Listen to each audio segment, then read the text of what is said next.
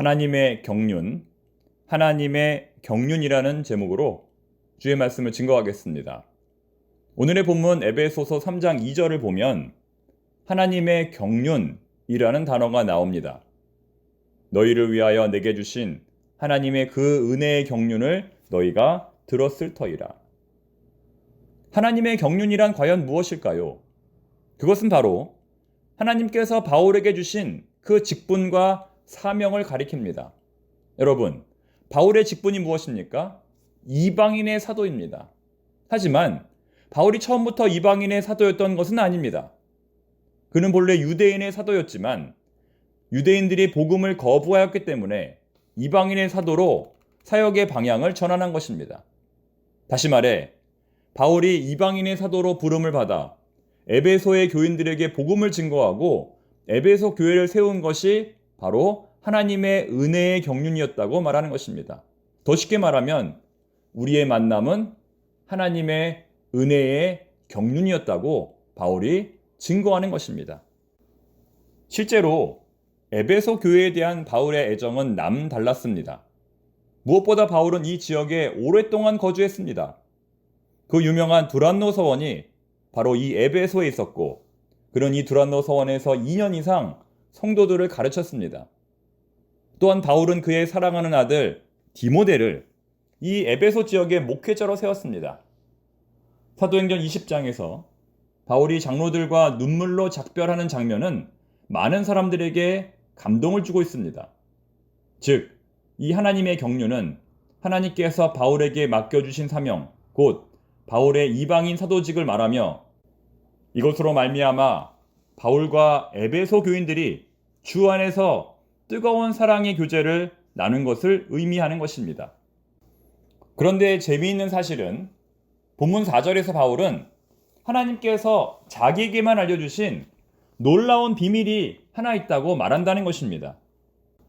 구약의 여러 선지자들에게도 알려주시지 않은 오직 자기에게만 알려주신 놀라운 비밀이 하나 있다고 말하는 것입니다. 대체 이 비밀은 무엇일까요? 이 비밀은 본문 6절에서 공개됩니다. 이는 이방인들이 복음으로 말미암아 그리스도 예수 안에서 함께 상속자가 되고 함께 지체가 되고 함께 약속에 참여하는 자가 됨이라. 쉽게 말하면 이방인들도 구원받아 하나님 나라의 백성, 하나님 나라의 상속자가 되었다는 것입니다. 그런데 사실은 이것은 바울의 실수입니다. 왜냐하면 하나님은 구약 성경에서도 이미 이방인들이 구원받아 하나님 나라의 백성이 될 것을 예언하셨기 때문입니다. 스가랴서 14장을 보면 이방인들도 성전에 올라와 하나님께 예배 드릴 것이라고 예언하며 이사야 66장에는 하나님께서 그 이방인들 가운데 제사장을 택하여 성전의 일꾼으로 삼을 것이라는 내용이 기록되어 있습니다. 사랑하는 청파동의 교우 여러분, 왜 이런 이야기를 바울이 하는 것일까요? 지금 에베소 교인들이 자기들이 구원받아 하나님의 백성이 된 것과 하나님으로부터 사명을 받아 교회를 위해 쓰임받게 된 것을 감사하지 못하고 있기 때문입니다. 구원의 은혜를 당연하게 여기고 하나님으로부터 받은 직분을 소홀히 여기고 있기 때문입니다. 여러분, 우리는 어떻습니까? 지금 우리가 누리고 있는 모든 것들, 특별히 그 중에서도 구원, 사명, 직분을 소중히 여기고 있습니까? 이어지는 본문 7절에서 바울은 다시 한번 하나님의 은혜가 무엇인지 우리에게 귀한 교훈을 전해주고 있습니다. 7절 말씀 읽어보겠습니다.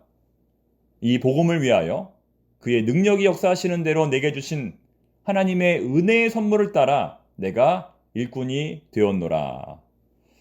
방금 읽은 말씀 가운데 하나님의 은혜의 선물이라는 단어가 나옵니다. 하나님의 은혜의 선물. 무엇일까요? 그것은 바로 앞서 말했던 하나님의 경륜입니다. 하나님께서 바울에게 주신 사도직, 이방인의 사도직입니다.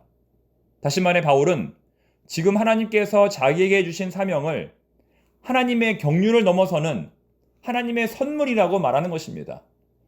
하지만 여러분, 이것이 진정 선물일까요? 바울이 일평생 돌아다니며 복음을 전하다가 이렇게 감옥에 갇히게 된 것, 바울이 이렇게 열심히 복음을 전했지만 사례비는커녕 사도로도 인정받지 못하게 된 것, 그리고 끝내는 비참하게 순교를 당하게 된 것, 여러분 이것이 과연 하나님의 선물일까요? 세상적인 관점으로 보면 바울은 실패한 사역자입니다. 세상적인 관점으로 보면 바울은 비참한 사역자입니다. 하지만 여러분, 그럼에도 불구하고 바울이 이렇게 끝까지 감당할 수 있었던 이유는 딱 한 가지 때문입니다. 무엇일까요? 그것은 바로 하나님의 능력 때문입니다.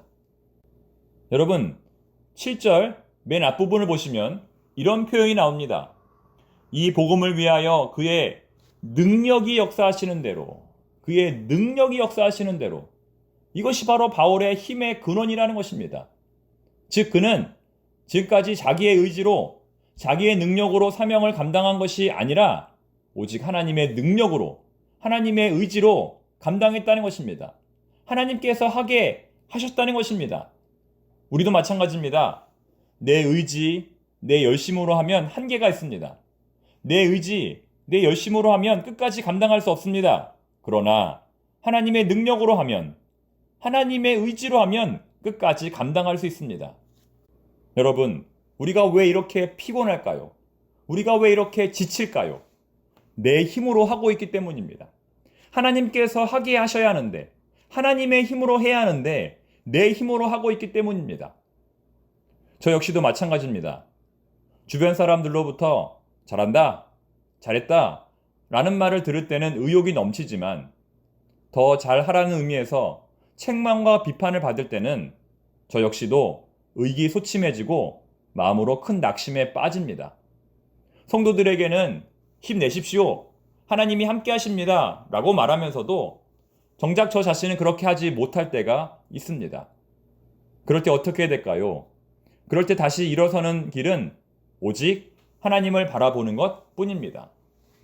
내 힘과 내 능력을 내려놓고 나의 힘과 의지로 할 수 없음을 고백하고 오직 하나님께서 주시는 힘으로 나아가는 것이 바로 제가 할 수 있는 유일한 방법입니다.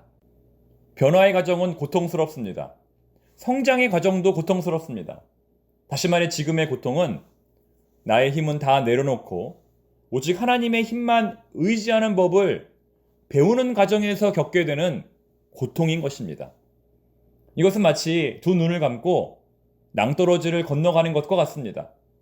아무것도 볼 수 없고 아무것도 붙잡을 수 없지만 오직 귀에 들리는 소리만 의지하여 낭떠러지를 건너는 사람처럼 하나님을 신뢰하며 하나님께서 주시는 지혜와 능력으로만 살아가는 훈련인 것입니다.